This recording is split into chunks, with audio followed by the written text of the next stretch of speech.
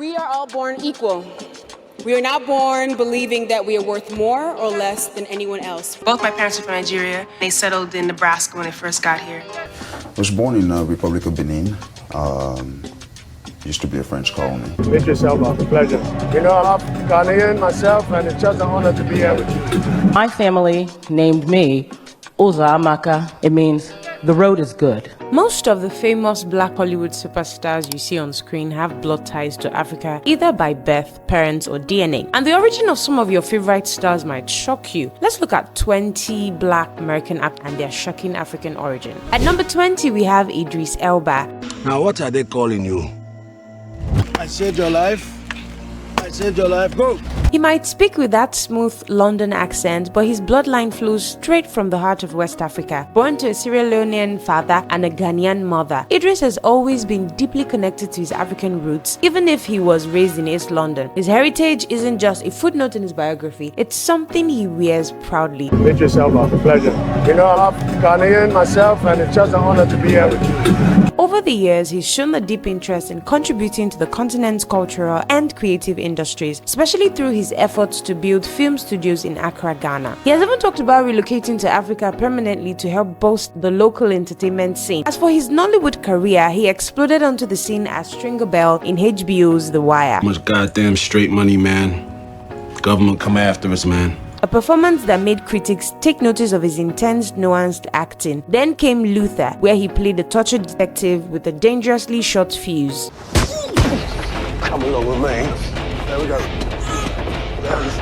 That role earned him a Golden Globe and confirmed that Idris wasn't just a pretty face with a British accent. He had depth, he had range, and that elusive star power. His filmography is stacked as he played the late Nelson Mandela in Mandela, Long Walk to Freedom, a powerful biopic that brought him back to African soil. In Beasts of No Nation, he played a brutal warlord in a fictional West African country, which allowed Idris to work in a familiar setting, both geographically and culturally. Go ahead and be me my judge. And let's not forget his mainstream success, Hemdall in the Thor and Avengers films, the sleek villain in Fast and Furious, Hobbs and Shaw, and countless other blockbuster roles. But even as he walks Hollywood's red carpets, his eyes are often set on the African horizon. Next up at number 19, we have Chris Rock. He's one of America's sharpest comedic minds, never afraid to push buttons, ruffle feathers, or drop jaws with his unfiltered truth bombs. Richard!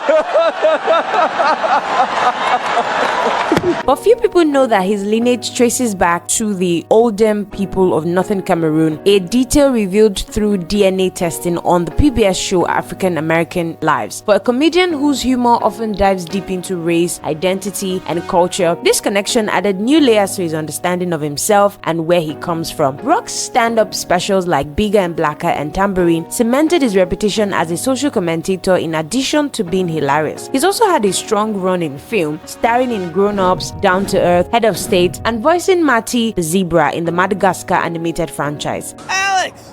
Do not interrupt me when I'm daydreaming! But beyond comedy, Rock showed off his dramatic chops in the rebooted Saw film Spiral and earned praise for his performance in Fargo Season 4. Chris has openly reflected on the disconnect many Black Americans feel from their ancestral past due to slavery. Discovering his Cameroonian ancestry was not just an interesting fact, it was a step toward bridging that gap. At number 18, we have Uzo Aduba. My family named me Uzo Aduba. It means the road is good.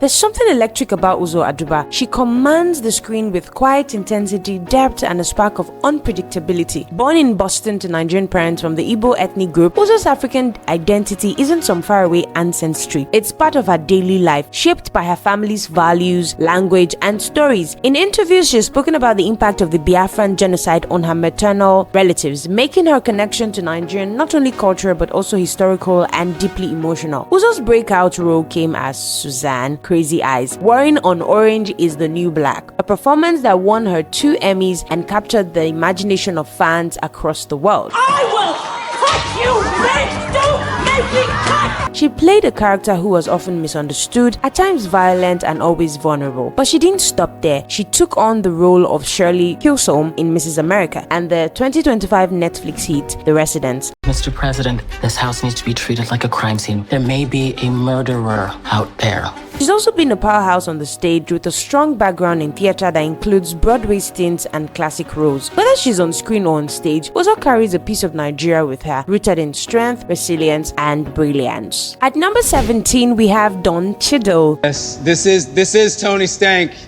You're in the right place. He's one of those actors who can do it all: drama, comedy, action, history, you name it. And while many fans know him as War Machine in the Marvel Cinematic Universe, few know that his ancestry traces back to several Cameroonian ethnic groups, including the Iwondo, Tika, Mensah, and Bamileke. His roots run deep into Central Africa, and he's spoken about how learning this changed his perspective on heritage and identity. Before Marvel came calling, Don had already made a name for himself with powerhouse performances. His portrayal of hotel manager Paul Rusesa Bagina in Hotel Rwanda, a film centered on the Rwandan genocide, earned him an Oscar nomination and global acclaim. General, we must go back so that I can get my family.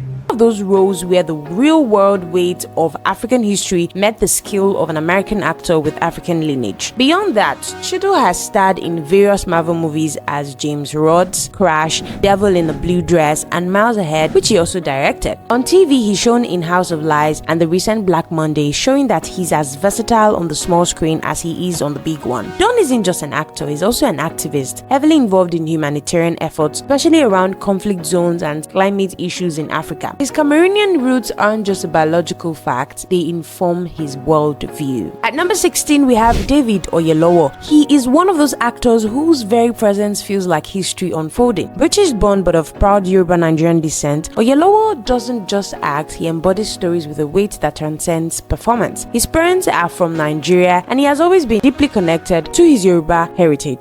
Igbadun is enjoyment.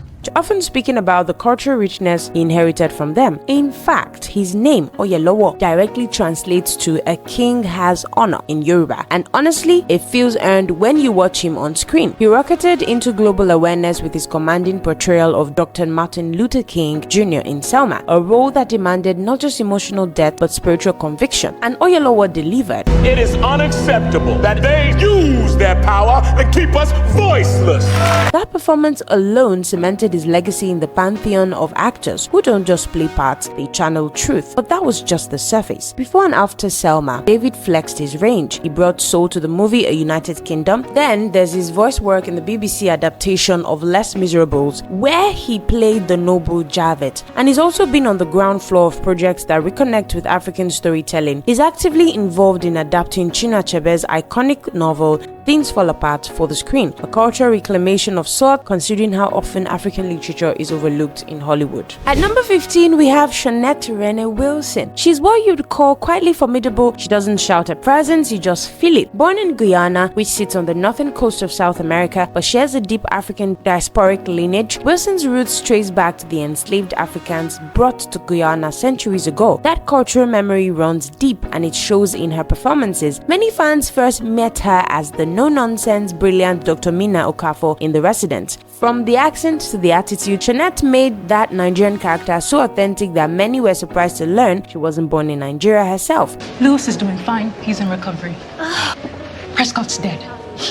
She pulled it off with grace and conviction, making Mina one of the few African characters on US primetime television to be portrayed with complexity and pride. But she didn't stop there. She's also appeared in Billions, flexing her versatility in the world of high finance and power politics. Then came Black Panther, a film that shattered box office records and reshaped the perception of African identity in mainstream cinema. Kuba upinde wakuchukumisa takunqoma apha kwesisihlalo.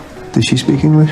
Though her role in Black Panther was smaller, her presence in that Wakandan universe was symbolically powerful, yet another thread connecting her African roots to modern global storytelling. In 2023, she stepped into a massive franchise with Indiana Jones and the Dial of Destiny, a nod to how far she's come in a relatively short career. Shaunette's trajectory shows the rise of African-descended women in Hollywood who are both claiming space and reshaping it from the inside out. At number 14, we have Adepero Oduye. She's one of those talents who moves with quiet quiet force. Born in Brooklyn to Nigerian parents of Yoruba descent, she's managed to balance an authentic African-American identity while staying deeply rooted in her West African heritage. You can hear it in the way she carries herself, graceful but firm, vulnerable but unshakable. We are all born equal.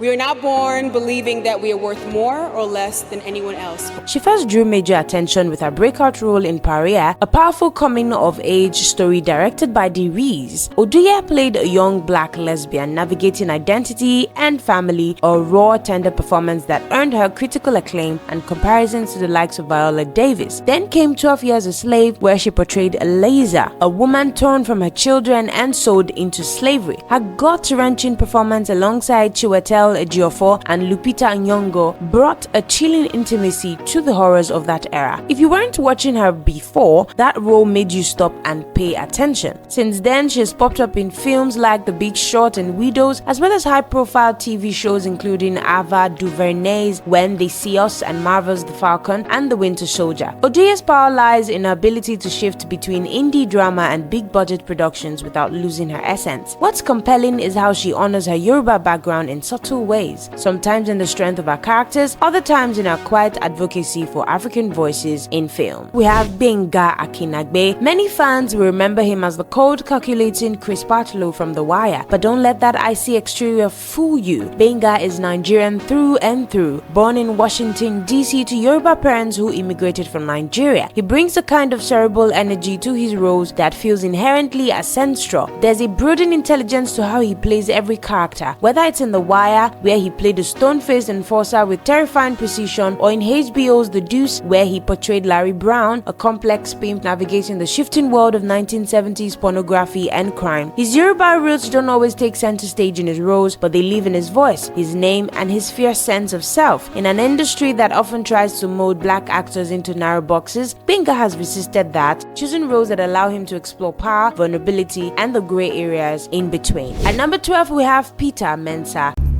What is beneath your feet?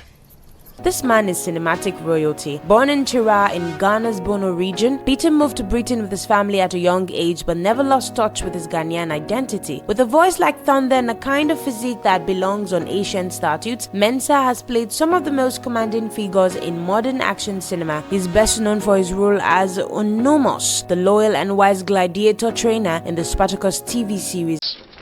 Xerxes conquers and controls everything he rests his eyes upon. There's something deeply spiritual about the way he played that character, as if he were channeling the ancestors of African warriors. The role made him a cult favorite, especially among fans of historical epics. But Peter's filmography is stacked. He fought beside King Leonidas in 300, clashed in the jungles of Africa in Tears of the Sun, appeared in Avatar and The Incredible Hulk, and even joined the Snake Eyes spin-off from G.I. Joe, and also appeared in Gladiator 2, a full circle moment for someone who's always seemed born for swords and sandals epics. What's beautiful about Peter is that despite being cast so often in non-African settings, he brings African regality to every performance. You see Ghana in his posture, in his dignity, in the way he looks other characters straight in the eye with silent authority. At number 11, we have Nathalie Emmanuel. You might remember her as Missandei, the quietly powerful and fiercely loyal right hand to Daenerys Targaryen in Game of Thrones. But Nathalie Emmanuel's story stretches far beyond the icy walls of Westeros. Born in Southend on Sea, England, she's of mixed heritage, with her mother hailing from the Caribbean islands of Dominica and St. Lucia. The historical transatlantic slave trade connects most Caribbean lineages directly to West African roots. In interviews, Nathalie has spoken with pride about her background, often referring to herself as a woman of color in a historically whitewashed industry. She's a regular in the Fast and Furious franchise, playing the tech-savvy Ramsey from Furious 7 onward. She also starred in the Maze Runner sequels, Army of Thieves, and took center stage in The Invitation in 2022, a gothic thriller where her character's black identity intersects interestingly with the film's themes. Ow! Let me see.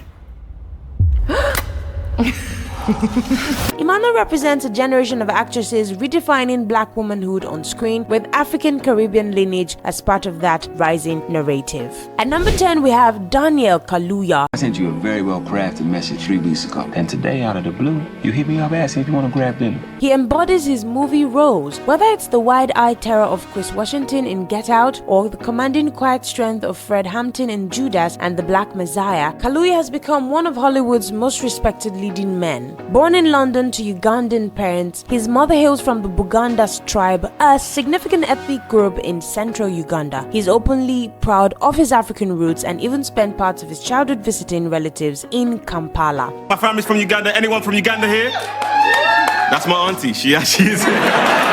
He's also starred in Black Panther, Queen and Slim, and Nope consistently, choosing roles that challenge the boundaries of black masculinity and storytelling. Kaluuya's accent has been meteoric, but he remains grounded in his identity. He also maintains that he's Ugandan by heritage, both spiritually and culturally, and it shapes his craft, making every role feel intensely personal. At number 9, we have Anthony Anderson. What's going on, hungry black folks? Who wants some non-profit gangster grub? You may know him as Dre Johnson, the lovable, occasionally over-the-top dad from Blackish. What you might not know is that he's recently traced his roots back to Equatorial Guinea. While this claim hasn't been independently verified through DNA testing like some celebrity ancestry stories, Anderson has expressed excitement and pride in reconnecting with African heritage that had long been obscured by the legacy of slavery in America. His career spans decades, from hilarious roles in Barbershop and Kangaroo Jack to more serious turns in The Shield and Law and Order. Anderson is also a regular face on TV game shows, hosting To Tell the Truth with his signature charm. He's used his platform to encourage African Americans to explore their ancestry and has spoken about the emotional weight of uncovering lost origins. Whether the Equatorial Guinea connection is pinpoint accurate or symbolic, it reflects a larger desire among Black Americans to reclaim and reconnect with Africa. At number 8, we have Michaela Coel. Born to Ghanaian immigrants in East London, her full name Michaela Ewuraba Boakie Collinson wears her heritage proudly. Her parents are from the Ashanti region, a place rich in cultural tradition and historical resistance to colonialism. Michaela has spoken about visiting Ghana regularly, even building a home in her father's village. She also weaves Ghanaian culture and the Twi language into her scripts and poetry. Her breakout series, Chewing Gum, was a quirky, awkward comedy about sexual self-discovery, but it was I May Destroy You that solidified her status as a generational voice. You gonna miss me? Don't like this sort of conversation.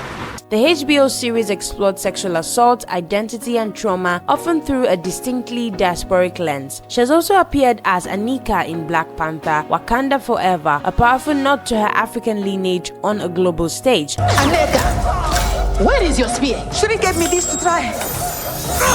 Coel is more than an actress. She's a cultural force reshaping how we talk about African identity in modern media. At number 7, we have Hope Olaide Wilson. She's not yet a household name, but Hope is one of those quietly brilliant actresses you should be paying attention to. Born in England to Nigerian parents, she carries her Yoruba heritage with elegance and authenticity. Hope's work tends to show up in thoughtful indie films and on TV shows that deal with identity, migration, and cultural conflict. You might have caught her in the series The Last Ship or the Sundance indie drama The Fosters. She also starred in Solace in 2018, a meditative drama where she played a grieving black teenager finding her way in a complicated world. Hope often plays characters that reflect the diasporic tension between African roots and Western assimilation, giving her performances a layered emotional depth. While she hasn't yet taken on blockbuster projects, her grounded acting style and dedication to authentic storytelling signal big things ahead. She's proof that Nigerian talent continues to shine across generations and across continents. At number 6, we have Tinashe. She might be known for her smooth vocals and hypnotic stage presence, but her background tells an even more fascinating tale. In 1993, born in Lexington, Kentucky, her full name alone, Tinashe Jogensen Kachingwe, hints at the cultural melting pot from which she hails. Her father, Michael Kachingwe, is a first-generation Zimbabwean of Shona descent, while her mother has Danish, Norwegian, and Irish ancestry. industry. Before she fully broke out as an R&B star with her 2014 hit 2 On, Tinashe had already built a resume in entertainment, starring in movies like The Polar Express and voicing many animated shows. Yet beyond the fame, Tinashe has expressed pride in her African roots. She's visited Zimbabwe and occasionally reflects on her Shaunette heritage, an identity that continues to shape her independent spirit and global perspective. Her father hails from the Shaunette tribe in Zimbabwe, and Tinashe's middle name means "we have God" in the Shaunette language. Next up at number 5, we have Susan Kelechi Watson as Beth Pearson in This Is Us, the heart-anchoring wife and mother in the hit NBC drama. I'm tired of having this fight.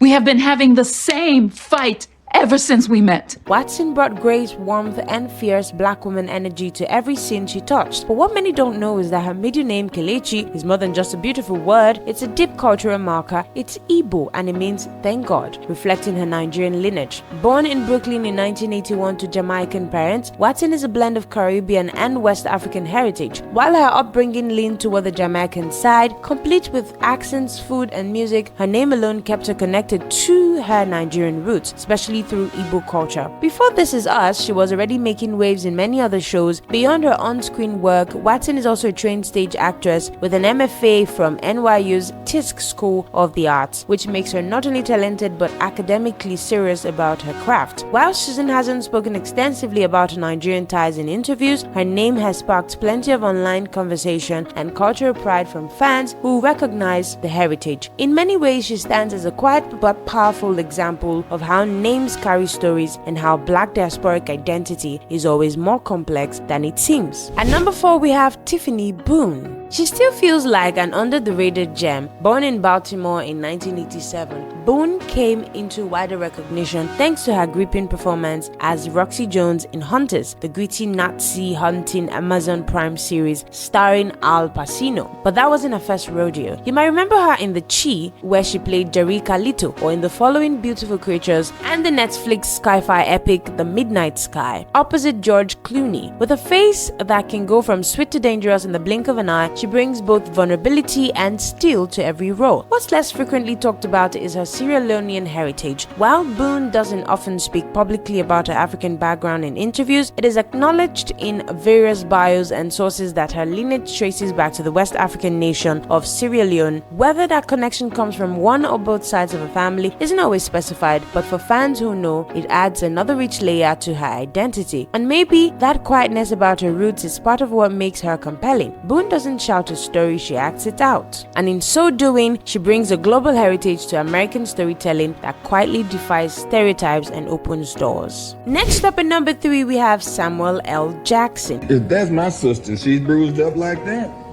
I might want to find out who did that. He needs no introduction. Whether he's delivering an unforgettable line in Pulp Fiction, donning the eye patch as Nick Fury in the Marvel Cinematic Universe, or demanding that someone gets the snakes off the plane, he brings gravitas to every frame. But even a titan like Jackson had something new to learn about himself. Through genealogical DNA tracing, Jackson found that he's descended from the Gbenga people of Gabon, a Bantu-speaking ethnic group found near the coastal and forest regions of the country. The revelation was more than just trivia, it was personal. In 2019, he visited Gabon, was welcomed by Gbenga elders, and even became a citizen of Gabon, formally reconnecting with the land of his ancestors. Photos of his trip show him smiling in traditional attire, visibly moved by the ceremony and the spiritual closure it brought. As of today, Jackson's films have pulled in over $13 billion globally, making him one of the highest grossing actors of all time. His work spans classics like Jackie Brown, Coach Carter, The Hateful Eight, and Django Unchained, where his portrayal of Steven, a house slave, was as haunting as it was complex. He's also a popular face in the MCU franchise. Knowing his African roots adds a profound layer to his legacy, especially given how many of his roles engage with themes of race, history, and justice. At number 2, we have Chris Tucker. He's one of those stars who can light up a room or an entire screen with just a laugh. Whether he's bickering with Jackie Chan in Rush Hour, getting high with Ice Cube in Friday, or dancing on stage with Michael Jackson,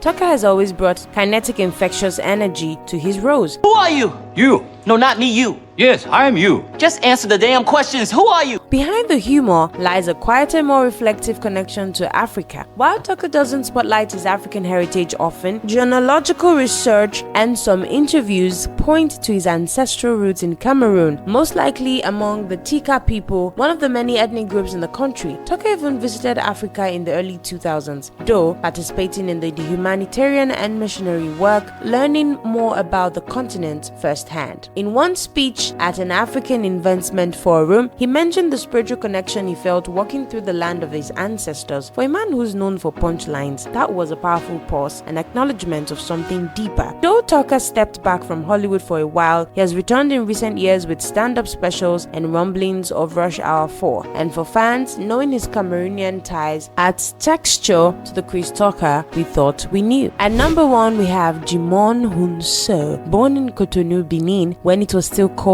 Dahomey, Hounsou moved to France as a teen with barely a word of French. After experiencing homelessness and hardship, he caught the eye of designer Thierry Mugler and became a successful model before shifting into acting. His breakout came with Steven Spielberg's Amistad, where he played Sink, a West African man sold into slavery who led a revolt aboard the La Amistad. His performance was raw, thunderous, and Oscar-nominated. From there, he delivered equally powerful turns in Gladiator, in America, and Blood Diamond, and where he played Solomon Vandy, a fisherman caught in Sierra Leone's brutal Diamond War. That role earned him another Oscar nomination and introduced him to a global audience. From there, he became a popular face in everything, action movies, and sci-fi. Hounsou never shied away from his African identity. In fact, he has used his platform to speak out about African stories being told authentically in Western media. He's even played African gods and kings, from Korath in the MCU to the Fisherman King in Aquaman to the Wizard Shazam in DC's superhero universe. He was also one of the hosts of the 2025 AFCON Draw, the biggest football competition in Africa, and one of the master of ceremonies.